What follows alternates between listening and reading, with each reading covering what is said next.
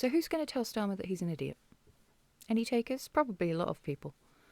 See, Starmer has announced, or his ministers have announced, that they are now going to stop housing illegal immigrants into hotels because it's costing a lot of money and they can see that the public are getting angry.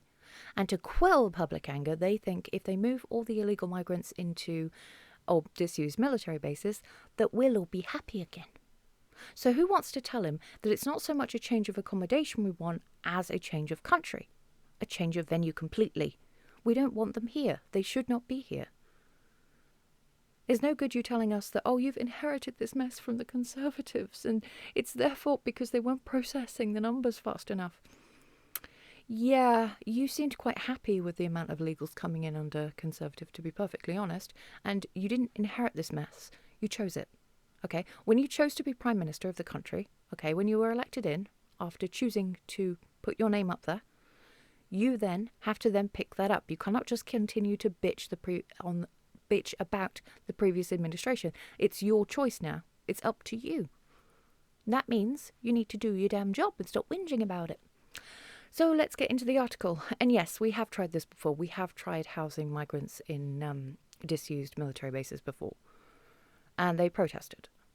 And apparently they went on hunger strike and were very unhappy and their mental health was terrible because the food was bad. So the article is Keir Starmer tells the Home Office to shut down asylum hotels within a year, as ministers suggest more military bases could be used to house migrants.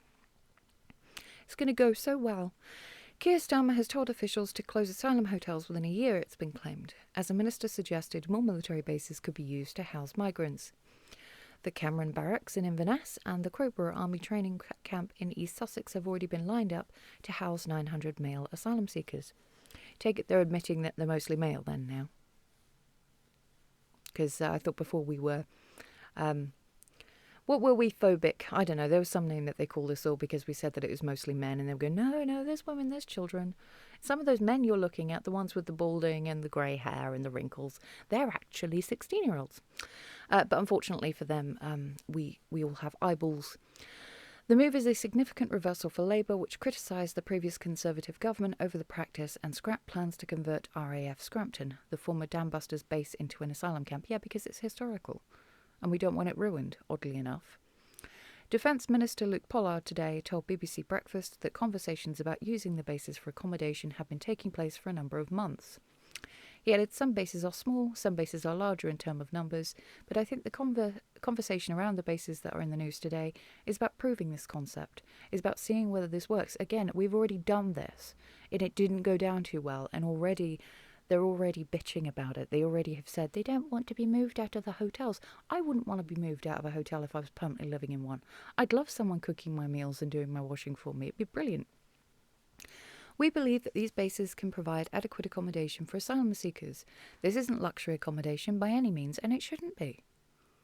Okay, apparently these people are fleeing here for their lives. I can almost guarantee that if I tried fleeing Britain to any other country, I would not be treated in the same way. I would not be treated to a hotel. I'd probably be in a prison cell for coming in illegally. Isn't that strange? He later added that the Ministry of Defence was working with the Home Office on standing up a number of bases at the moment. Mr Pollard continued, "We've got to make sure that the facilities are right there, that we've got the adequate security arrangements in place, and that we've got engagement with the local authorities, the council in those areas, to make sure that there is adequate provision for what is expected in those locations. It will not be, and it will put a massive strain on those local areas, the same as it already does. This will not help. The public will not suddenly stop being angry." According to latest figures, the Home Office is housing just over 32,000 migrants in hotels, which cost the taxpayer an average of £144.98 per person per night. The Mail revealed yesterday that the Home Office has been presented with plans to shut down asylum hotels in as little as a year, including through the use of former military sites. Bosses at Serco, which already holds a contract to provide asylum accommodation, believe the scheme could allow Labour to close down hugely expensive migrant hotels within 12 to 18 months, it is thought. Yeah, I'm sure they're all going to be so happy about losing out the amount of profit they were making. Today, new reports in the Times, citing government sources, suggested Sir Keir had been piling pressure on ministers to meet the one-year timeframe. Other accommodations other accommodation options alongside ex-military bases are also thought to have been put through to the government as part of the same package. They are likely to involve modular or prefabricated buildings to provide accommodation more quickly than in bricks and mortar. So they will get housing. Again, bearing in mind that back in, I think it was April, Keir Starmer said, don't worry, there's enough housing for all the illegals and for the people who already live here. There's not. In some areas, the waiting list is 1.3 million strong. There's not enough housing. But it is good to know, though, that you are willing to pay all this money, all this taxpayer money, for prefabricated buildings to help with their homelessness, but not our own homeless. That's why people are angry. The double standards. When we see that people coming in illegally, committing a crime, the first thing they do by coming into the country illegally is commit a crime, because that's what coming in illegally is, a crime. They get rewarded. And the rest of us have to work hard for our crappy mould-infested houses. They are asked about whether it would cost more to house migrants at military bases than in hotels. Mr. Pollard insisted that the public want to see those hotels closed. They want more than that, but you don't listen. But he added, we're looking at what's possible, and in some cases, those bases may be a different cost to hotels. But I think we need to reflect the public mood on this. Asylum hotels need to close. The minister later told ITV's Good Morning Britain, is he doing the rounds? Is he trying to convince everyone? That would be a different cost depending on the age of the base, with older bases likely costing more. But the Home Office budget, not the MOD's cash, will be spent on housing migrants at the military sites, he added. Barrack sites will be handed over in their entirety to the Home Office, Mr. Pollard told LBC. Migrants are not being housed alongside serving military personnel, he added, as the bases selected are currently out of use. Yeah, maybe that would be a good idea. Then they could keep an eye on them for us. I'm sure our squaddies would really like that. Both Crowborough and Cameron Barrack sites were used to accommodate Afghan families evacuated during the withdrawal from Kabul in 2021, while they were resettled elsewhere, with that work ending earlier this year. So it took 4 years for them to do that. Yeah, it takes our government so long to do anything. The move is part of the government, although it won't take that long, though, for them to do digital ID. See, when they actually want to do something, they're very, very quick about it.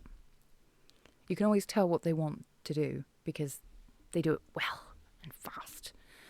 The move is part of government efforts to end the use of asylum hotels, which a parliamentary committee branded failed, chaotic and expensive yesterday. MPs blasted the department's incompetence over its handling of a failed, chaotic and expensive system. There were manifest failure, but there was manifest failure by the Home Office to get a grip of contracts with private companies it appointed to house asylum seekers, they concluded. As a result, the firms have been allowed to make excessive profits from the Channel crisis. Wonder why it's gone on for so long. See, because no one's done anything about it. The most accurate numbers I could find on how many illegal immigrants there are in the UK was a research paper written by Pew Research Group back in 2020. And it only had access to numbers from 2017. And it said there was probably up to about 1.2 million illegal immigrants living in the UK. And that was back then. See, it's not even a case of how many people are coming in, it's how many people are going out. Because even if we get rid of those who are coming in, like immediately, we've still got a massive issue with a hell of a lot of them already in the country that we're not even considering getting rid of yet. So it's fun. Right. In one of the most damning reports ever published into the dysfunctional department, the MP said the Home Office was not up to this challenge and demanded a series of major changes. Yeah, they're not up to anything, are they, really? The Commons Home Affairs Select Committee said it was inexplicable the Home Office did not require accommodation providers to assess the impact on local areas before opening migrant hotels. Yeah, I think I've mentioned that I live in a very rural area and there's 2 migrant hotels where I live. And the population size is tiny for us. It's fun, and there's nothing for them to do.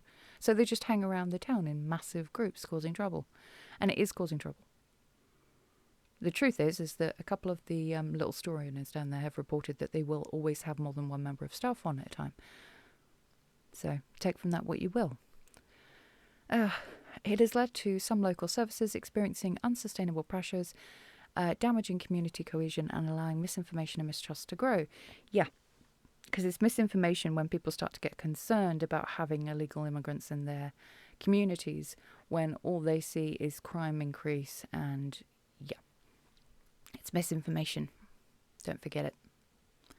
Committee Chair Dame Karen Bradley MP said, "The Home Office has presided over a failing asylum accommodation system that has cost taxpayers billions of pounds.